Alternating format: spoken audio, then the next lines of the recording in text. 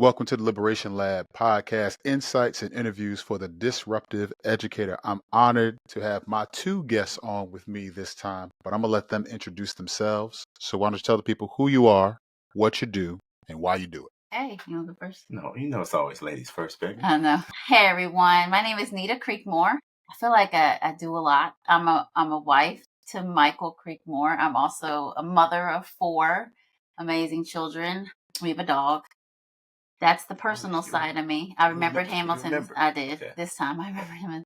And then also I have been in education this is now my 21st year in education. I have been an instructional coach for 7 years. And this year I have decided to enter back into the classroom. So I'm back in the classroom teaching 5th grade ELA.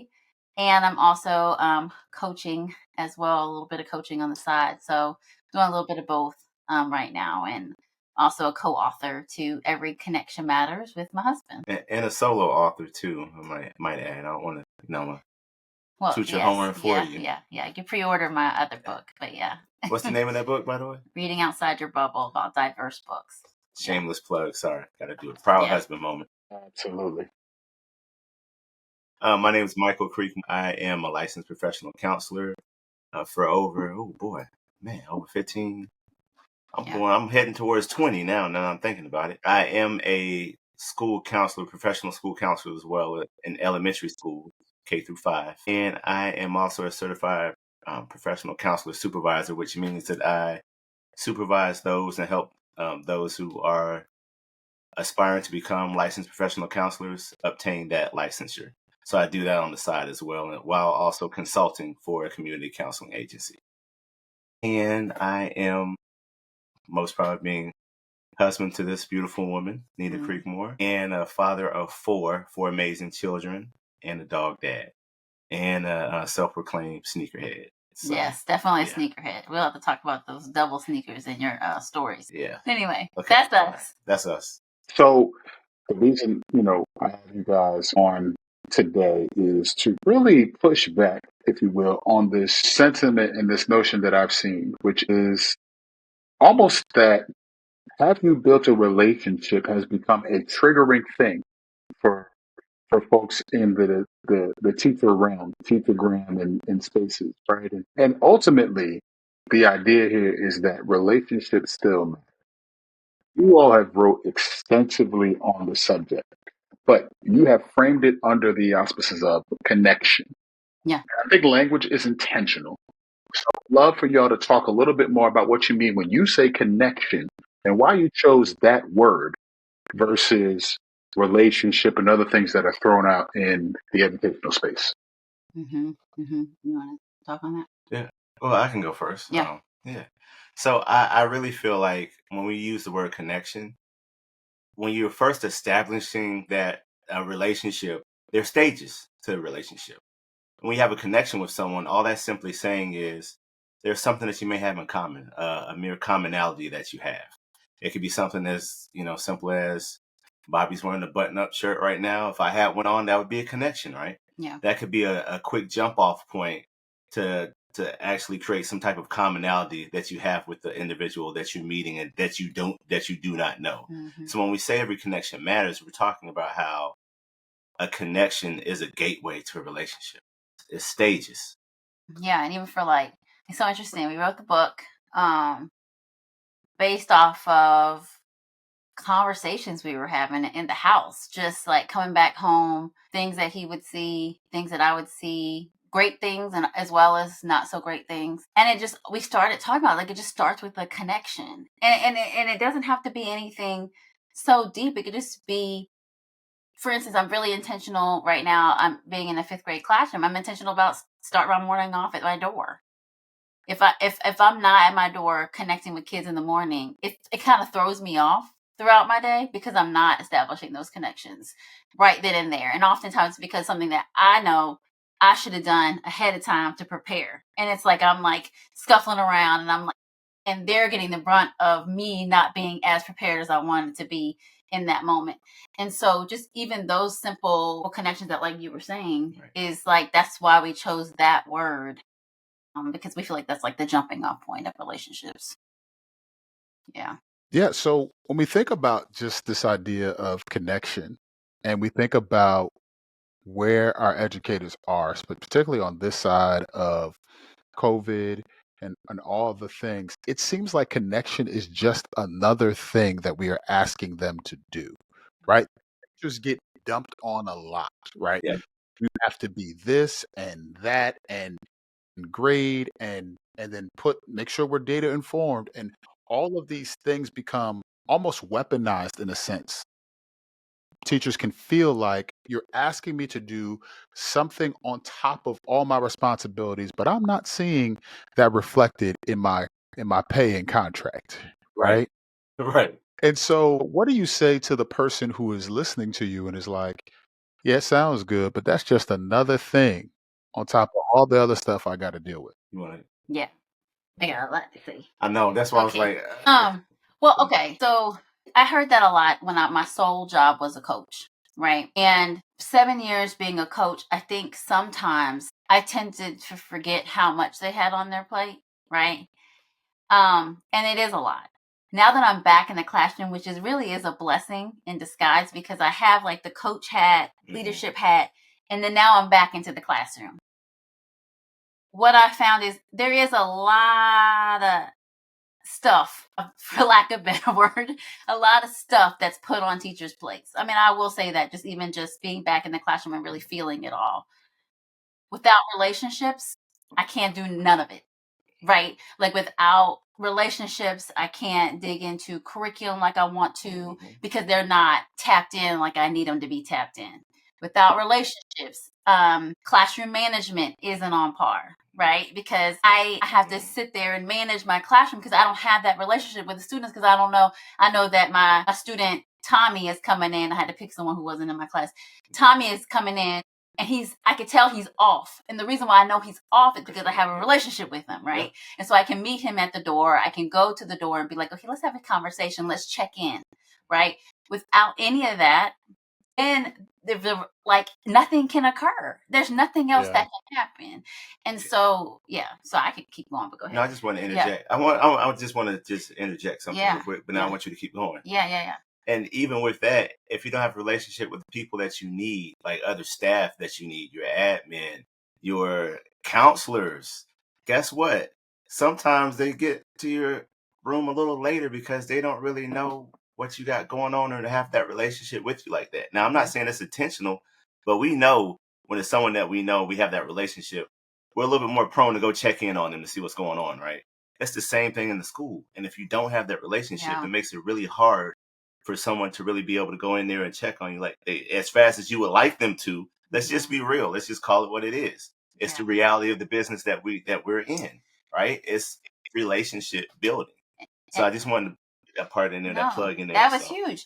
I just think it takes a lot of self-awareness. It takes a lot of self-awareness for yourself as a teacher to know when you're off. It takes a lot of self-awareness to be able to be in the classroom and really a high level of emotional intelligence that we have to build amongst teachers because I can tell when a kid is something ain't right, right? I could be in the middle of teaching and I can tell a student is off. Something ain't right. And so those moments I'll put, I'll make sure I teach, I'll do my listening lesson. They're over there doing what they need to do. And I pull that student. I'm like, hey, you good? Like what's, did something just occur? I could tell those things happen in the midst of teaching because we can't get to what we need to get in our teaching and learning if we don't have that relationship. We just can't do it. It's just it can't happen. And so I get how it can be triggering with everything else going on, but relationships are the plate. Like it's not like everything is it, So Yeah, I love that. Relationships are the plate, particularly because much of what you're saying is thinking about it as this ancillary or extra side dish will rob you of the power it can have to support all the things you have to do anyway. Right? The job is instruction. The job is growing and developing young people. And if you feel like relationships are this optional side, then one, it tells me that you have not you're not in touch with anything our young people are telling us. That's one. Yeah. Right. And then two, it tells me how little you think of the power that connection and relationships can have to those things that we're talking about. You know, I think about both of your roles respectively. And this is going to be a two-parter. One, I think a lot of people when they think about writing books or authorship, they think about how the book will ultimately change an area, impact a sector. But I think sometimes we fail to think about how the process of authorship changes the author. And I'm thinking about both of you, husband and wife, writing this book, collaborating together, and having to nail down what it is that you collectively wanted to say with one voice to a myriad of people who will pick up your book and say, okay, this is what I want to communicate to them. So take me behind the scenes a little bit. As you are writing this book, were there moments where you had to look at each other and be like, no, like I don't know. Can we say that differently? Like where maybe even in that process there was some refinement and your message came out even better because you had those discussions behind the scenes. Bobby, you already know. It was definitely a process. There were a couple of chapters in our book where there was one chapter in particular, we had to go back and pretty much rewrite that chapter because it was very cathartic. We were able to get a lot of things out. And when we went back and we were in a better space, we read it and we said, We went in. we went in. I'm Yeah. talking about we went all the way in, pulled out a chair at the table and had a seat. Yeah, we were. Like Okay. we went in. So we had to go back and rewrite that chapter. The entire chapter. That chapter will remain nameless. I can name it. However, not because it might be. That was my question, but you don't have to. No pressure. I'm good. Yeah. Okay. So it was teacher to leader. Yeah, teacher to leader. It was our teacher to leader chapter, and we were both going through some things with our leaders at the time, and I think writing it the first time was really cathartic. Yeah. But then we had to kind of dig deep down into like leadership. It actually drove that chapter to be one of the strongest chapters we feel like because it had both sides. That was one of our chapters we actually did, teacher to leader and leader to teacher. And we got to dive deep into like some really, really amazing transformational leadership that for me personally I had forgotten about. And I'm like, yo, how did I forget about that? Because I was so deep. Yeah. Forgot about it because we were in the trenches of were we allowed to use any language or hardship? Yeah. You can. Yeah, we were in the middle of the shitstorm. So I mean, we couldn't. It was hard to really reflect on the rainbows and the pot of gold at the end of the rainbow when it's raining poop on you. So you kind of looking like.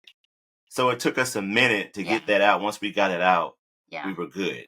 And that was where we were aligned. And our editor was like, "But y'all mad? Y'all big mad right now. Y'all mad." And part of it was just because of just things that we didn't agree with. You know what I mean? And we're really human focused, and things that we didn't agree with that was happening. Human centered, and it was pissing us off. Yeah. And we both were in the same building. We had different leaders, and at the time, we were in two different. We were not in the same building. I know for me, I can speak to it that I have a very difficult time when I feel like someone's not really even seeming to attempt to connect or even really attempting to even listen.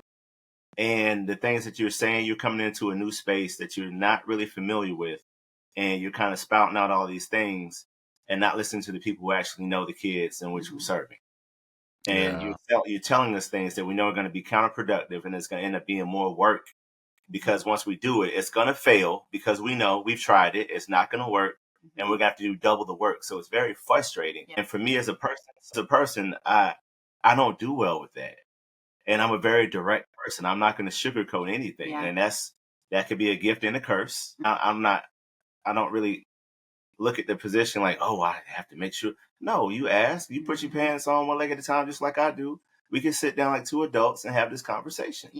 Yeah. And I'm sorry if it hurts your feelings, but I'm going to preface it, before, are you sure you want to have this conversation? Because I'm a very direct person. Yeah. So I give you the disclaimer. So if you decide to proceed, then everything that follows next, I'm not going to be disrespectful or anything like that, but I'm going to let you know how things could benefit both of us. And if you choose not to do that, I'm going to tell you what I think those potential consequences can be in a respectful way. I mean, sometimes he'd come home and I'd be like, you said that? But I mean, and that was definitely one chapter where we were aligned and we had to redo. And there were some other spaces where me and Mike just we weren't in agreement. Like we just had to, some of it was word choice. Some of it was, we were splitting hairs on words, like just on how to put it out there. Yeah. And then sometimes like storytelling or like, one story versus another story, which story would be told. Yeah. Or which one? Yeah. And so we also, those were areas where we, the vignettes in the beginning, we would spend chapters. I mean, going back and forth, I'd be like, that's not really something that would really happen, or, so different things like that we would definitely split hairs on. Most of the relationship building things, we kind of were aligned. Yeah. We're very much alike in that. It's just, I do it my way, he does it his way. And so, and there's nothing wrong with that. We were trying to come to a general understanding there. And that's why at the end of each chapter, we have Mike's story and Nita's story. That's kind of where that came in. Because it was kind of like, okay, you got your story, I got my story. Like, no, I don't agree with that. No, I don't agree with that. Okay, well, I'm telling mine, you tell your story. So, let's stay there for a second. So it's been a while since we caught up. So in real time here, last 2 years at the place that I serve, I was the assistant principal. Okay. And this is my first year as principal in that building. Oh, okay. And so I bring that up to say, one, sitting in the chair in your building is a very interesting space to be in, considering what you're talking about. Because there are times where folks, this is my particular, where I'm at, right? So let me preface that. But there are times where folks have understandings from their seat, but don't know what it's like to sit in your seat. Right. Yeah. Right. And then, but then on the other side, I've learned that you can walk and try to lead with levels of compassion, humanity, and connection. And yet, because you're in the middle of a story that's already been written, you have to almost undo layers of leadership trauma that folks have come in with before they actually build that trust. And that is something that you all talk about in your work. Yes. It is this transition from transactional leadership where I do this thing, you do that thing. And that's typically how, at least in my experience, education runs. It's very transactional. You do this work, you get this grade. Yeah. You do this activity, you do whatever the thing is, there's this for that. Yeah. Right. And I've learned that the transition to transformational leadership is very tough for folks when they've been used to transactional. Yes. And that the key is that trust. Yes. So talk to us a little bit about, one, how key trust is. I know it can't be overstated, but if you could talk to us about like maybe what people aren't keyed in on when it comes to rebuilding or connecting over that trust issue that happens in a lot of spaces. I feel like trust is paramount, mainly because if you're someone walking in to a new situation, it's already an atmosphere of some people don't like the fact that you're in that position. Some people are glad you're in that position. Some people are kind of like, rooting for you and cheering you on, while there's some people trying to snatch the rug out from underneath you. So it's almost like the doggone Hunger Games when you become a new admin, or even if you just becoming admin period, it's a lot. And from a counselor perspective, I always felt like I got to see that, and my role was always a little different. So I didn't experience the teacher side of it, because a lot of times in a lot of buildings, counselors are almost like sometimes we can be the de facto admin, if that makes any sense. If admin's out of the building, all the teachers are looking like, hey, can you, I got an emergency. I need to report to you or talk to you about it. Mm. It becomes overwhelming, and I get it, but I also understand the whole trust piece of it is I can't overstate the fact that it goes both ways. Mm-hmm. And it's something that has to happen where as you're coming in as a new admin, there are little things that you can do to try to set the stage and build trust, right? Mm-hmm. And I know my wife will talk more about that, so I won't really go into that. But speaking as the person, as the educator that's receiving that new admin, I think a lot of times hearts are hardened, and it's not even just the admin. It's really towards the profession itself. Mm-hmm. But so they kind of feel like it's just another thing that checks in the box of this is why I'm so damn sick of this job. Like, see, Yeah. count down, I got 4 more years. Mm-hmm. See, here we go, switching again. I just got used to the last principle, and here we go. So it's an uphill battle that a lot of new admin face. Mm-hmm. And I'll tap out and let you go. Because I feel like I am in the midst of that. And I feel like for me, I'm new to my building. I'm not new to teaching, but I'm new to my building. And for me, it's that to establish trust for me is to have a safe space to land. And that just means I can tell you things and talk to you and feel like my voice is heard, and then not just heard, but then something is done about it, whatever that is, right? Yeah. I think trust does go both ways. Like for instance, I mean, this is a little bit of just the education field about like, okay, turn in your lesson plans and do all that stuff. And I'm like, okay, cool. I'll turn it in. That's fine. Don't laugh. Shut up. Sorry. Because I know that. Yeah. So, I mean, it is, some buildings are like that, and that's cool. That's your thing. That's fine. Can I just real quick? I'm so sorry. I just want to say something with regard to the lesson plans. Sometimes, okay, what folks may not understand is you are the middle of middle management, right? So while I might be in the seat of principal, I still have to answer to folks who have to answer to folks. Yep. And so sometimes I gotta be like, turn your lesson plans in because folks are checking. Right. And I totally get that and that's why I make sure my lesson plans are done Monday morning. Yeah. But what I was telling Mike one day was that, and that's why I'm laughing. That's why I'm laughing. Truly, it makes me accountable to truly and be more intentional, because the whole point of lesson planning is so that you can be intentional about your teaching, right? Yes. So it's not necessarily like a checking the box.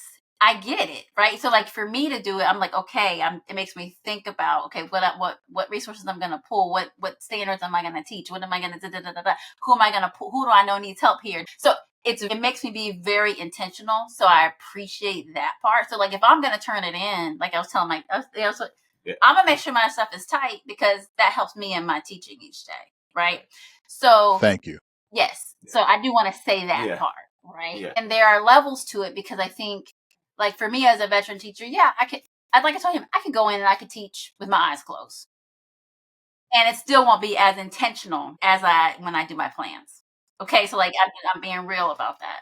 I could do it, and I would have my kids grow and move the needle, but probably not as much as if I would have been more intentional in my planning. But so the whole thing about trust is, so I say that to say, admin trusts that I'll do that every Monday, because that's something that I make sure that I do. So that I'm doing that part, my part. They trust that when they come into my room, they're going to see good teaching, right? Yeah. That's that side of trust. Yeah. And then the other side of trust is me being able to air some of my grievances with my admin and allow them to hear me and coach me through whatever it is that I have a grievance on. Now, maybe they can't change whatever policy is bothering me, but coaching me through that is everything. And so for me as an educator, for me to feel that, and I've told Mike, like I was like, oh, I just felt like this has been bothering me. I talked to admin about it. I felt like my voice was heard. She or he coached me through that. And now I'm looking at that with a different mindset and saying, okay, yeah, I have, even as the leader in me, the coach in me, I still have some growing to do in this area. And that just happened recently. And I that was a hard pill to swallow, you know, to see something. I'm like, oh yeah, you're right. I'm still a learner, even though I've had 21 years in education. Sometimes different people trigger me, and I have to be able to maneuver that in a way that allows for us to move the needle for our students. So trust goes both ways. I think that big piece that you just said there is something that educators almost miss entirely because we've been trained to spot the needs of others. We would almost have a PhD if we're doing our job in finding out what our students need, what's going on, how do we check in.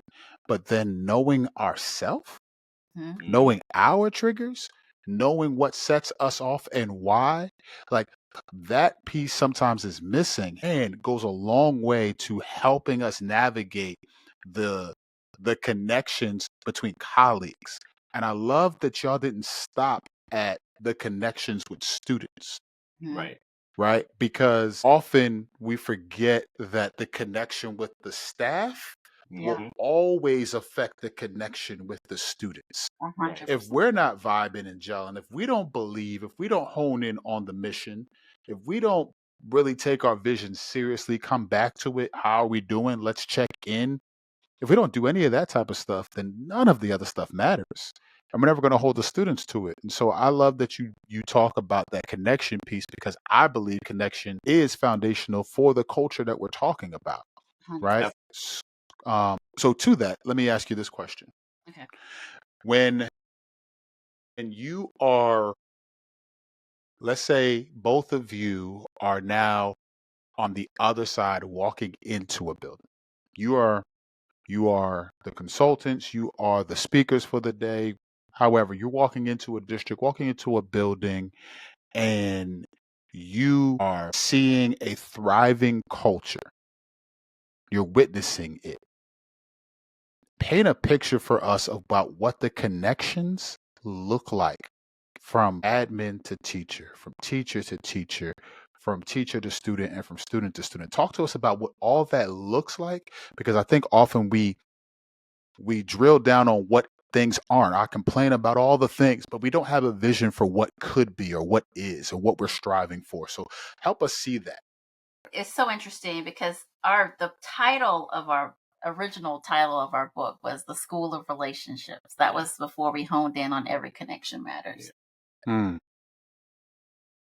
And when we first started talking through, we started with that vision of what it looks like when you're going into a thriving community, when you go into a thriving culture.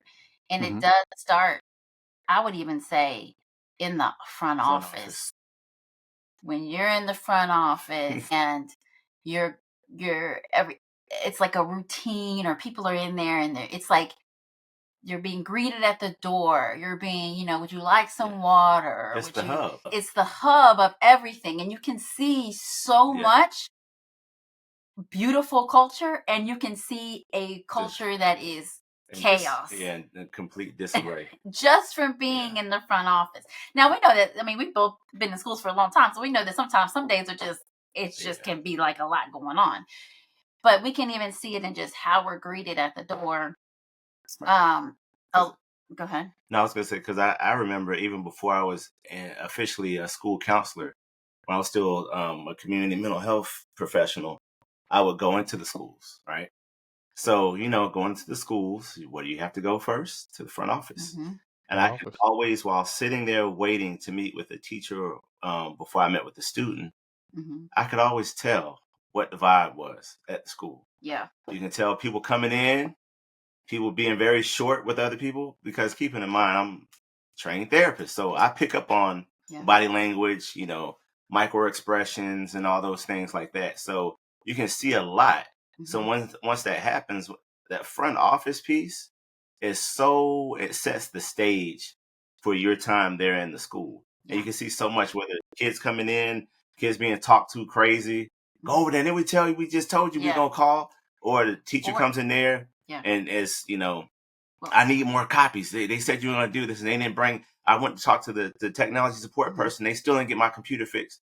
all those things that you hear and see. Yeah. It's like welcoming someone into your living room. Yeah, absolutely. You're welcoming them into your living room. They get to see they have a front row seat to see what's going on.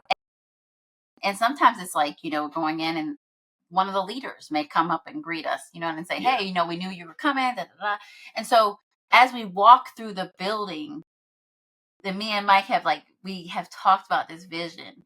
It's like you see, things I see is teachers connecting with students, right? Sometimes if they're getting onto a student, which happens, I mean, they're kids, it could be them talking to them on the side, right? And having that conversation rather than hearing the public shaming, the shaming, the yelling, you can hear all of those rings in the building as you're walking through. And so you see teachers laughing with each other, joking with each other. You can see custodians walking through, walking down the hallway, smiling because maybe they enjoy being in that class. They stop for a second to look at the lesson. Those are things that look like harmony in the school, like a good school environment. Kids going through the lunch line, and you may say something slick, and instead of the food service worker motioning for someone to come to get this student, maybe they have a jovial conversation right there in the line and make it a very lighthearted instead of something serious. Things like that. We don't expect it to be perfect, but you can see who has the relationships and who doesn't. And we see visible leaders. Yes. And the leaders are visible, right? And they're going into. I can't hide in my office all day?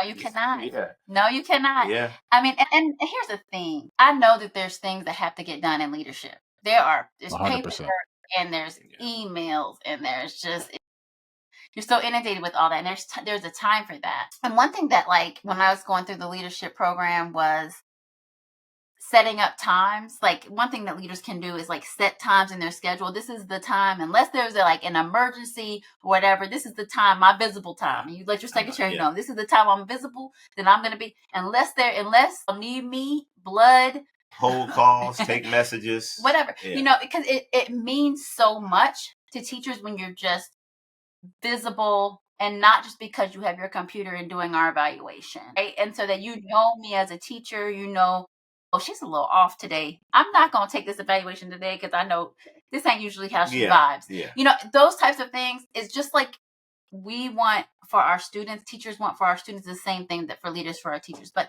those are some things that the same thing that students want from their teachers. Right. It's all interconnected. And I know saying that it's a family can also be triggering. So I don't want to, but it's definitely a pleasant place to go to. And that used to be something that me and Mike used to talk about a lot too, because it's if I'm in an environment where I'm not happy to go to work every day, and it has nothing to do with the kids. The kids usually aren't the reason that people leave. No, it's not. No matter how many videos or comments did you hear about this kid tore up this classroom or did this, it's rarely the kids that were the final say in whether or not that educator stayed or left. Yeah. Teachers usually leave environments. Yeah. As I think about that, I agree. Obviously, one of the things that I've tried to do, and sometimes it's better than others because you know how it goes in education. Sometimes your failure to plan becomes my emergency, and that's a whole nother topic for another day.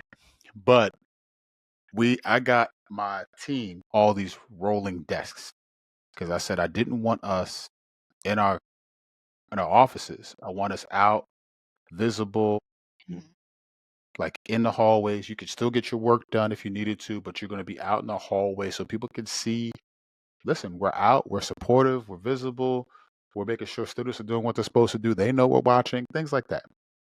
And while I would love to say that every day I'm on that thing, I'm not. It's still something that we're working through, right? But I can't say that I'm visible every day. Walking through hallways, checking on teachers, do you need anything, and things like that. And part of the reason that I want to do that is I want to continuously make little deposits in that trust, because at some point I'm going to have to ask you to do something that you don't want to do. Yep. At some point, I can't explain the why behind why I'm asking you to do the thing that I'm asking you to do. And I need you to trust that if I'm asking you for it, that I have done enough on the front end to make you feel like, okay, Yeah. He's done like, okay, I can trust this. Let me just do it. Yes. Right. And I say all of that to say that I think the reason that transformational leadership is hard is because embedded in transformation is the idea of change. Right. And folks can't stand change as much as folks feel like change is necessary. When Yeah. it comes time for them to have to be the Yep. recipient of the thing that they are asking for, that's when stuff goes left. Because I want everything else to change around me. I was good. I'm the good one. I'm fine. I don't need to change. Yeah. It's When it hits your front yard, you know, people start singing a different tune. it's 100%. it's rooted in fear. Yeah. And Yeah. and I could tell this story. I mean, I don't know if I spent a lot of years getting really tight in balanced literacy. I spent a lot of years getting my groups together and learning about balanced literacy. So when the science of reading came, to flourish, it's been out for years and years and years, but when it started being like, this is how students learn to read, it was a hard shift for me at first, because I was like, I spent Years. 20 years perfecting this craft of teaching kids to read. But then, starting when I started learning and reading and doing all that, it started to step on my toes, and I started to feel guilt, and I started to feel, and so all of these emotions and anger, and just stuff like the shift and having to, and all this relearning I have to do. It's just, and I'm still learning. And the reason why I say that is because I do think it's rooted in fear, and even anger to me can be rooted in fear and sadness. And I feel like can be challenging because of, like, what if I'm not able to do it the way that I had done it before? The self-doubt, right? Yeah. What if I can't? What if I'm not the top teacher in this thing? And so I do think that can be the root of it, which is something we have to tackle. Well, I think, Yeah. Bob, if you let me, I just wanted to, I wanted to go back to what you were saying too, because when you were saying that you're not in the hallway every day, brother, I don't think any admin should be in the hallway every day. I don't think that should ever be a responsibility, because there's so much that admin is responsible for. As my wife used to always say, teachers have their four walls of their room. Admin has the four walls of the whole entire building. Oh no, I got and often with outside of the building. So sometimes you cannot be in the hallway. I say that because so much. Some admin will pride themselves on that. I feel like admin is their responsibilities are so great that oftentimes you cannot be in the hallway every day. There's some days that you're not going to be able to be visible because your responsibilities are outside, oftentimes not just the classrooms, but the whole entire building and outside of the building. So the parents, angry parents, a lot of teachers don't realize admin oftentimes are the people who kind of can head that off. And sometimes that there are things every day that happens that they don't even know that you did. So not saying that now all of a sudden I'm transforming to the admin advocate. Yes. But I will say that I do feel like it's so important for educators to understand that piece as well, because like you said, trust is a two-way street. So if I'm not out there, please trust and believe there's a reason why I'm not there. Trust and know if I could be, I would be. And then also, just to kind of throw that out there, we did start our book with teacher to self. That means also admin to self. There's some days, just like teachers may not feel their best self. There's sometimes the admin might need a moment. Because we're humans. Sometimes we need a moment to kind of gather and collect our thoughts before we go out there and interact. Because if you catch us at the wrong time of day, on the wrong day, you might get a response that you didn't necessarily want or plan or intend to get. So honor that and trust that just because I'm not always visible 100% of the time, that I'm still doing what needs to be done, and trust that you're going to get the best version of me when you do see me. And I think that transparency piece of sharing, emotions, right? About what's Yeah. been happening. Yeah. I think that also builds trust. And not Mhm. I just want to, not the part of you don't have to tell everything, right? Because I think some spaces they tell it all. Nah. Yeah, last Yeah. night we got into it, and I No, but just I'm just saying, I'm saying, y'all, like today was a really hard day, yeah, right? Yeah. I hear Yeah. a leader say that, I'm like, it makes space for me also to have hard days, yeah, right? And for Yeah. me, like, okay, yeah, we're normalizing the fact that sometimes, as much as we love education and are passionate about students, that some days are hard, and that happens. 100%. Well, I want to say, man, now that I think about it, it has been a while since we've been rocking with each other and connected and just Yeah, yep, supporting. yeah, I just literally had a flashback like, wow, it's been a while. yeah.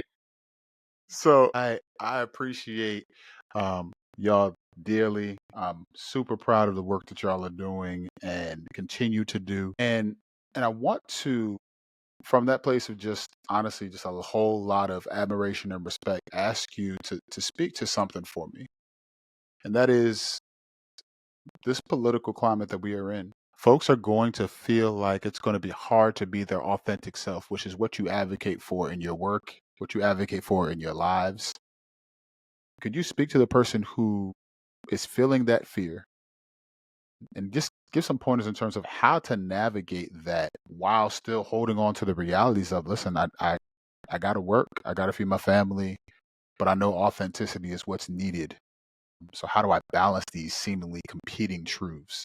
And then with that, please plug where folks can get in touch with you and connect with you. yeah. I definitely had some hard weeks these past couple of weeks since the beginning of November.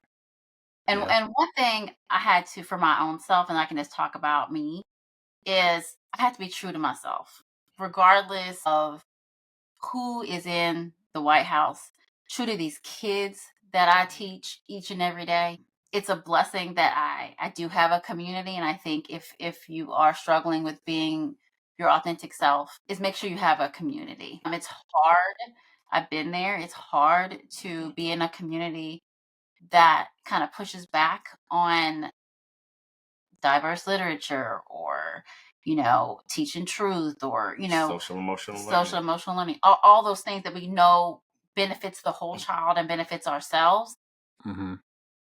To do that work alone, and I would say get in community with like-minded folks in your buildings, in your districts, and to continue doing this work, and because the work continues regardless of who's in office. And that's just my take on it.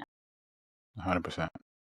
I definitely agree with that, and I feel like there are hard conversations to be had, mainly because I'm of the school of thought that whenever a person walks into a school building and they're constantly being someone that they're not, constantly trying to play a role, a piece of them dies each day because you're trying to play or try to be someone that you genuinely not as an educator.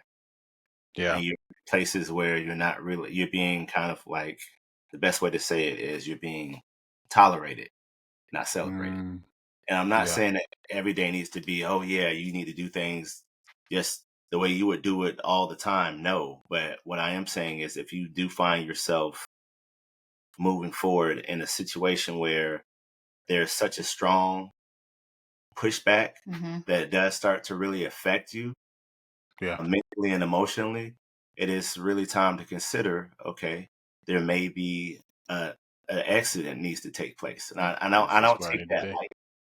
And I'm not saying that like just get up and go find another job. Right. No, but having to start putting the work and plan in place to prepare that exit is extremely important. Mm-hmm. So I definitely agree with my wife finding the community. But if it becomes so overwhelming to you to where you find yourself high blood pressure, because we know that when we're truly stressed out, it starts to affect our health, and it shows up in different ways. Mm-hmm. So really thinking about what the exit may look like. Another thing I'm gonna say is make sure you get involved in knowing about what policies are being in place, be aware, because Yeah. and try to get involved there and get your voice heard. In spaces is gonna be key. Yeah. Yeah. Well, thank y'all, man, so much for sharing space with me. How can folks get in touch with you, tap into your work, buy your book? Yeah. So you can buy our book. We have the book, right? Every Connection Matters. Thank you, Bobby, for having us on here talking about our book. Yes. You can buy it from ASCD.